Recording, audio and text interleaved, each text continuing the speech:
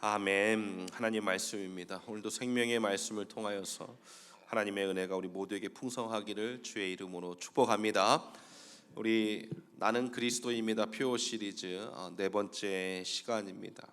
복습 한번 해보면 그리스도인입니다. 나는 그래서 그리스도인의 삶에 나의 그 삶의 현장 거기가 바로 나의 선교지요, 나의 전도지요, 나의 사역의 현장이라는 것이었습니다.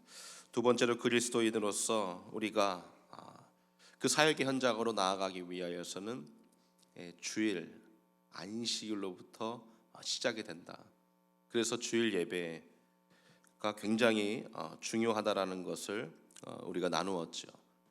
그리고 그리스도인으로서 그 주일 예배를 드리고 나아가서 어떻게 그리스도인으로 사는가? 내 힘으로 말고 성령으로, 성령 충만해야 되는 것이다. 그래서 목적과 어떻게 또 우리가 어디에서부터 출발을 했는지를 배웠고, 그 다음에 이제 오늘은 다시 시작하는 것. 왜냐하면 저 3번과 4번 사이에 아무런 일이 일어나지 않으면 좋겠지만 마귀는 늘 우리를 시험에 들게 합니다. 우리가 다른 사람을 도와주고 좋은 일을 하고 복음을 전하는 일을 마귀는 늘 방해하죠.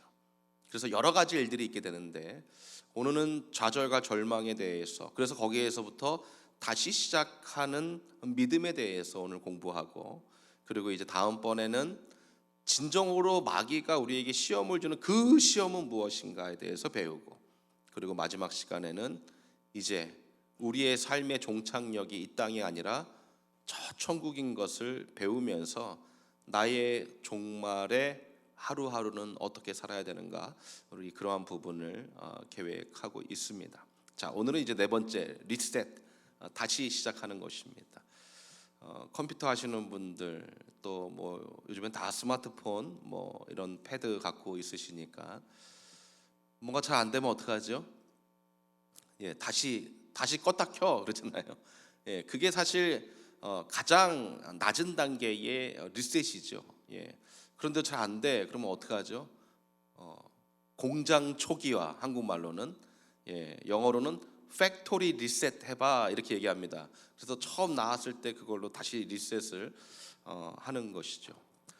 리셋, 다시 시작한다 이런 표현을 쓸 때는 분명히 그 기계나 또 그 환경 가운데 이렇기 때문에 다시 시작한다 이런 말을 쓰는 것입니다. 예를 들면 이런 거죠. 나 다이어트 다시 시작하려고. 그 말은 무슨 말이에요? 지금까지 다이어트 뭐 했다? 망했다. 실패했다. 나 다시 시작해야 되겠다. 나 대학 공부 다시 시작하려고. 그러면 대학을 떨어졌든지 아니면 자기가 원하는 대학을 들어가지 못해서 다시 하겠다라는 것입니다. 그러니까 내 삶에 지금 내가 잘못된다든지 뭔가 하자가 있든지 만족하지 못하든지 어떤 그러한 상황이 되었기 때문에 다시 시작이 필요한 것이죠. 저는 신앙생활에서 이 다시 시작이 굉장히 중요하다고 생각합니다.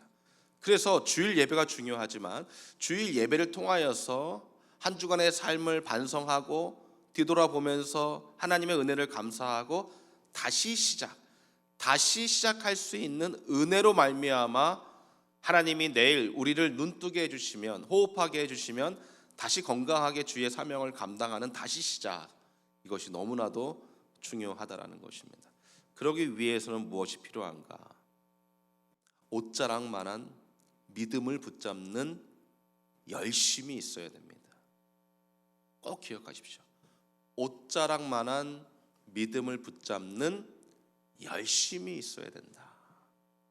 우리 기독교에서, 특별히 우리 장로교 개혁주의에서 제일 약한 부분이 이 열심입니다.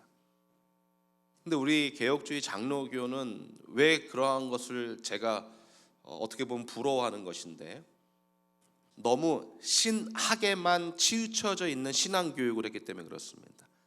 그러니까 학문적인 신앙생활, 하나님이 여러분을 다 창조해 주셨어요. 여러분의 죽을 모든 것들을 다 예정해 놓으셨어요. 계획해 놓으셨어요. 하나님이 구원받을 사람들을 다 이미 아시고 아직 우리가 죄인 되었을 때의 십자가에서 그 아직 태어나지도 않은 우리들을 위하여서, 우리의 죄를 위하여서 십자가에 죽으셨습니다. 이게 지금 성경의 가르침을 신학적으로 정리한 것입니다. 그러면 인간 쪽에서는 10%라도 한 일이 있어요, 없어요? 없어요. 그러면 앞으로도 인간 쪽에서는, 우리 인간이잖아요. 우리 인간 쪽에서는 다른 사람을 구원할 때에 우리의 노력과 열심이 1%라도 필요해요, 안 필요해요? 안 필요하죠. 그렇죠? 그게 정답입니다. 그런데 이제 이것을 적용해야 되는 거죠. 이걸 그냥 신학적으로, 그냥 아카데믹한 난리지로만 머릿속에 있으면은 우리는 아무것도 안 해도 돼. 그냥 집에 가야 돼. 지금 예배 안 드려도 돼. 왜냐하면 하나님께서 다 예정해 놓으셨잖아요. 하나님이 다 하셨잖아. 하나님이 다 하셨잖아. 내가 언제 구원 베풀어 달라 그랬어? 내가 언제 교회 간다 그랬어요? 하나님이 다 이렇게 인도하셨잖아요. 그럼 집에 가도 된다고요. 그러나 문제는 무엇이냐면, 하나님께서 그렇게 다 만들어 주셨는데 하나님이 갑자기 어느 날 뿅 나타나 가지고 뭐 장군의 모습으로, 아니면 뭐 어떤 사람의 모습으로, 어떤 이상한 모습으로 해가지고 어떤 사람을 막 이렇게 꼬셔가지고 또 막 이렇게 설득해가지고 데려오시고, 이런 일은 하나님은 안 하십니다.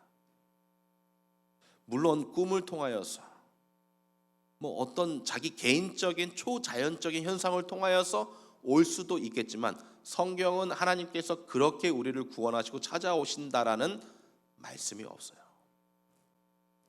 개인적으로 그렇게 찾아가시고 보여주신 적은 있죠. 그렇죠? 그러나 하나님께서 내가 항상 이렇게 해서 누구를 구원하겠다, 아니에요. 성경은 철저하게 누구를 통하여서 이 신학적으로 정리된 하나님의 놀라운 구속의 사역을 이루어 가십니까? 인간을 통하여서. 할렐루야. 인간을 통하여서.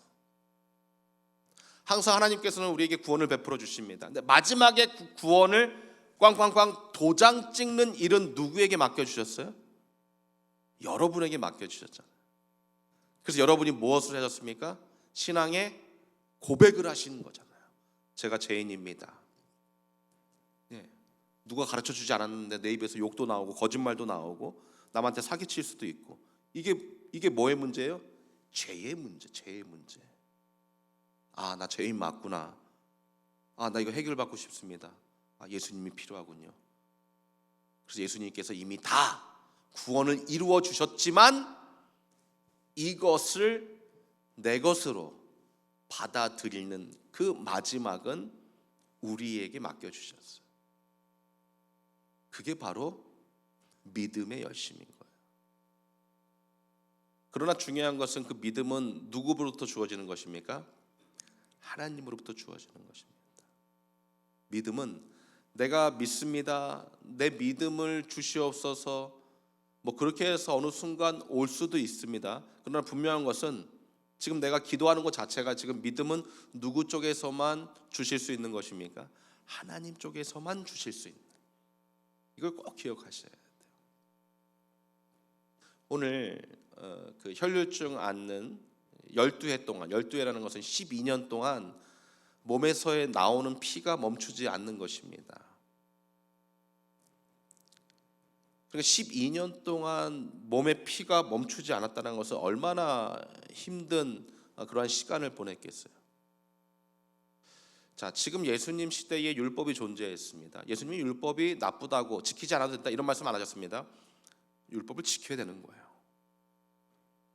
그래서 율법대로 예수님도 안식일에 회당을 찾아가시고 예배를 드리셨죠. 율법이 좀 존재하고 있는 상황입니다. 그러면 레위기 15장에 보면은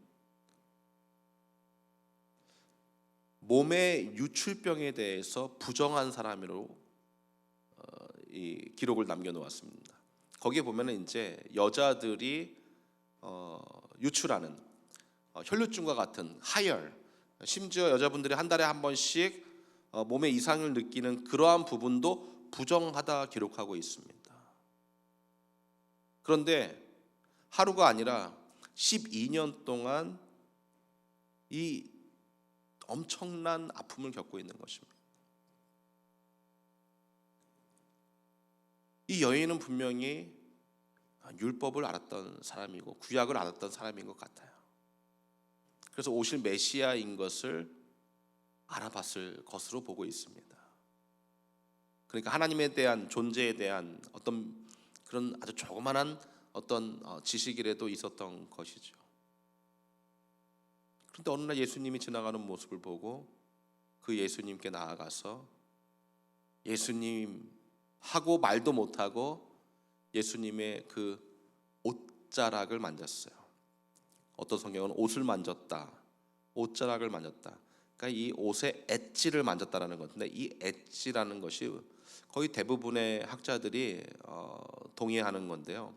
이런 옷을 이렇게 만진 게 아니고, 여러분 요즘에 우리 뉴욕의 주이시 유대인들 보면은, 정통 유대인들 보면은 무슨 실타래 같은 거 이렇게 이 수술 같은 거 이렇게 달고 다니잖아요. 이런데 그치, 허리춤에 달고 다니는 거, 그런 겁니다. 그래서 저렇게 옷이 있으면 옷 밑에 아주 얇게 내려와 있는 그 실타래, 그 실줄, 거기 만짐, 거기.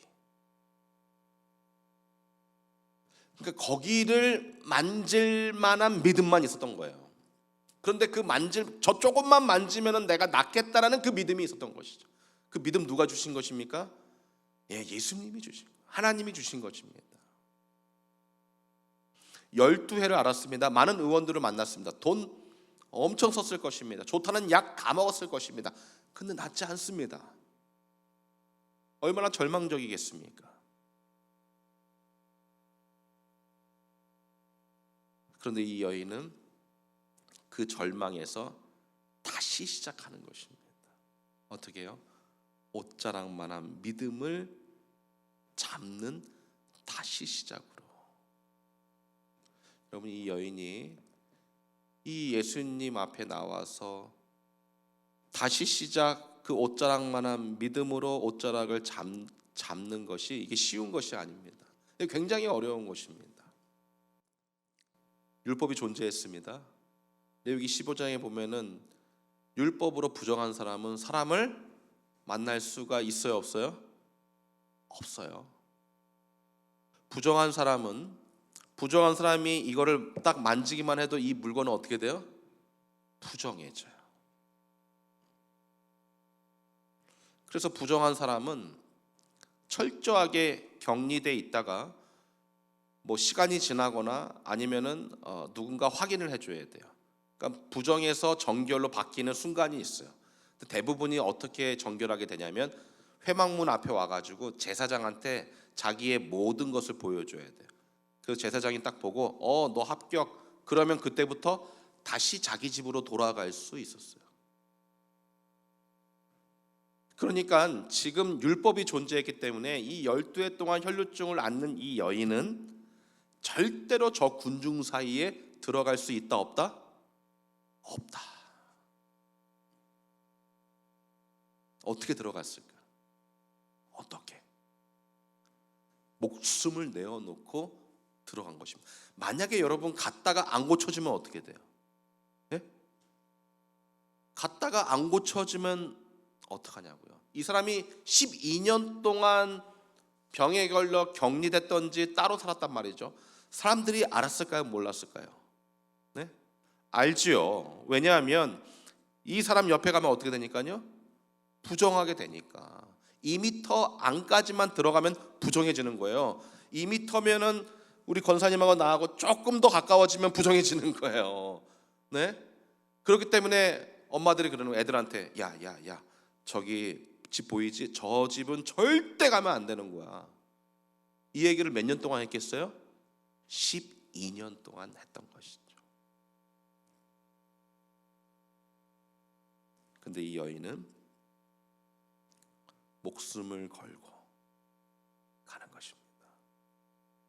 주 안에 사랑하는 성도 여러분, 우리는 이런 믿음이 있습니다. 우리에게 필요한 것은 그 옷자락만한 믿음을 주셨을 때에 내가 목숨을 걸 만한 열심으로 나아가느냐가 중요한 거예요. 우리는 보통 그러죠. 계산 다 해보죠. 계산. 이게 나에게 유익이 될까 말까? 이 사역이 나한테 도움이 될까 말까? 이거 내가 할 수 있을까 말까? 뭐 여러 가지 따지는 거죠. 사람들은 눈도 보고 내가 또 장로고 목사고 권사인데 이 정도는 내가 또 해줘야지. 안 갈 수도 없고. 우린 계산한단 말이죠. 그렇지 않다라는 것이죠. 이번 주 화요일 날 이제 필리핀 가는데 저도 이제 함께 가게 됩니다. 근데 하필이면 비행기 사고가 또 났지 않습니까? 몇 분이 저에게 얘기해요. 그 얘기를 저한테 왜 하는 거야? 비행기 타지 말라는 거예요. 아니 그 얘기를 하니까 더 찝찝하잖아요.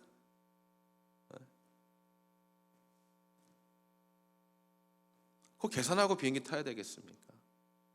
그렇지 않죠.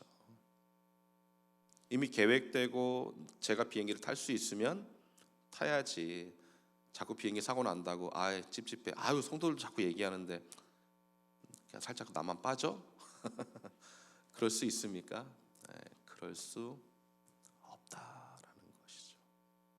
사랑하는 성도 여러분, 목숨을 건 옷자락만한 믿음만 있으면 다시 시작할 수 있음을 여러분 꼭 기억할 수 있기를 주의 이름으로 축복합니다. 그 믿음은 하나님이 주셨어요. 하나님이 여러분에게 믿음을 다 주셨단 말이죠. 마지막 그 구원의 도장은 여러분이 찍으셔야 돼요. 내가 구원자로 살겠습니다. 주님을 믿겠습니다. 내가 힘들고 어렵고 12년 동안 정말 이거 해결되지 않은 이런 아픔도 있고 사람들에게 보일 수 없는 그러한 고통도 있지만 내가 그 옷자락만한 믿음 주셨으니 내가 믿고 주님 나아가겠습니다. 그럴 때 우리 예수님께서 이 주님 앞에 나온 여인에게 뭐라고 말씀하십니까? 따라. 34절에 따라. 내 믿음이 너를 구원하였느니라. 할렐루야. 내 믿음이. 예수님은 이 모든 것을 다 모르고 있었습니까? 알고 있었습니다. 예수님 이 상황을 연출하신 것입니다. 이 여인에게 찾아가서 예수님께서 그냥 고쳐주셔도 끝납니다. 그러나 우리 예수님께서 이 상황을 연출하셔서 이 여인에게도 너가 여기까지 올 수 있었던 건 내가 믿음 준 거야. 그 옷자락 믿음으로 너는 살 수 있고 다시 시작할 수 있었던 거야. 12년 동안 아무것도 할 수 없고 격리돼 있었지만 그 믿음을 너가 실천했기 때문에 가능하다. 이거 보여주신 거야. 두 번째 아주 중요한 메시지가 있어요. 이 아주 중요한 메시지를 여러분 꼭 기억하셔야 돼요.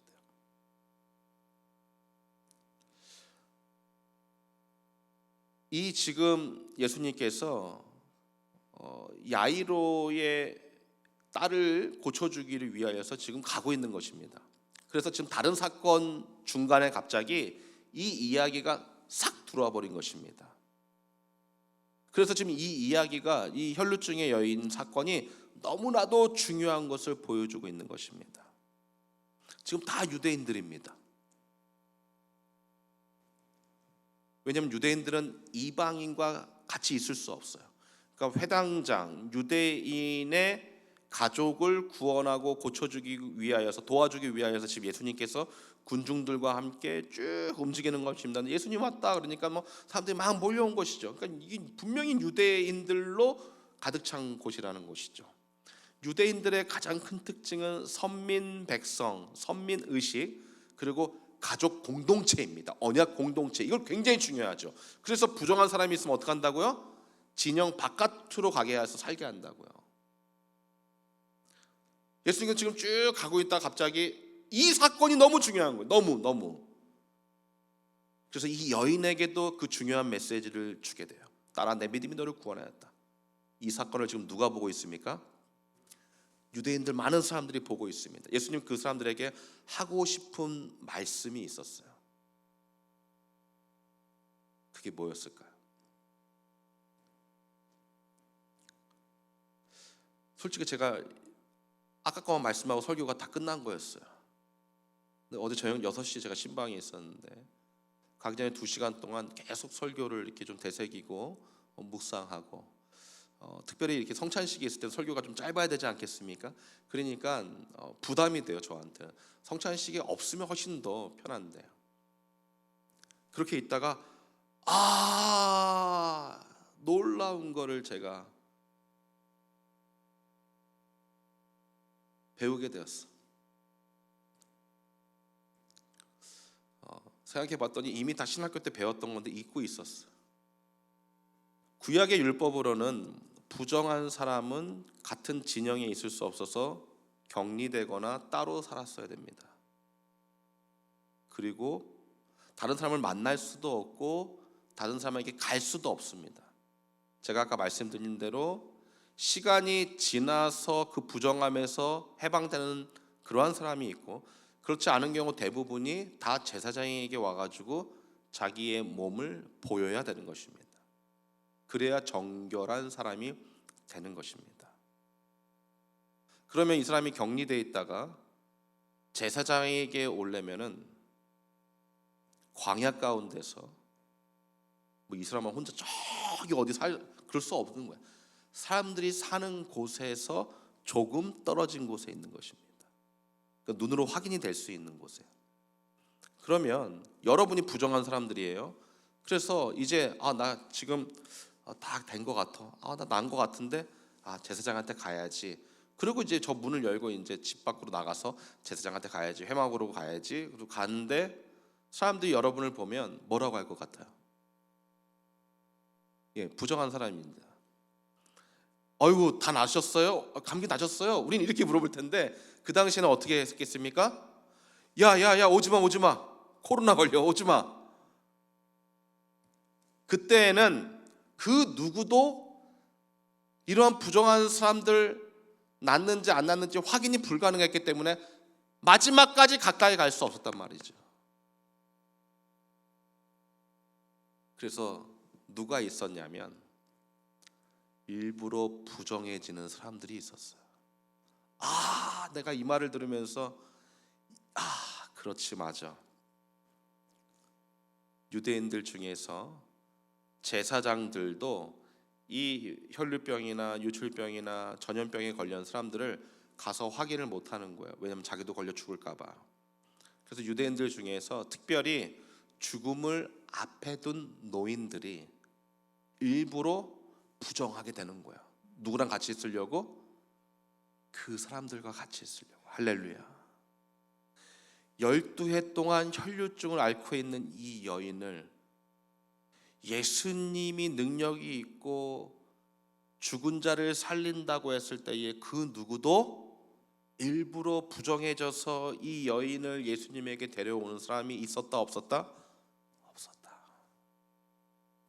공동체를 소중하게 생각하고 가족을 소중하게 생각하는 유대인들 공동체에서 전혀 이웃사랑은 없었다.